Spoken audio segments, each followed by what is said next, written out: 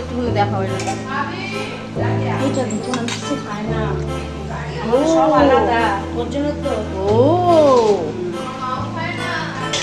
খাওয়ানোর জন্য দেখছো না আলু আলাদা রাখছি বাবা আমার মা তো ঠেকানোর যে গ্যাসে রান্না হবে গ্যাসে খাবারই খাবে না মানে এই গ্যাসের মধ্যে রান্না হলো খাবার মানে এটা নিয়ম কড়াইয়ের সঙ্গে যে রান্না মানে এটা নিয়ম বলে না আমার মা ছোটবেলা থেকেই খায় না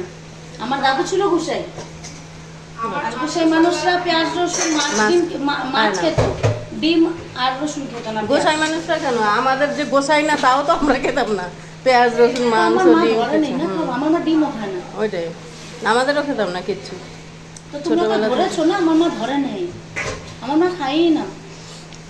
আমাদের বাড়িতে এক পর রসুন আনলে 2 মাস হয়ে গেছে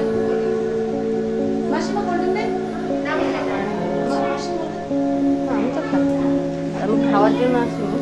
আমি ধরবো না বাবা কিছু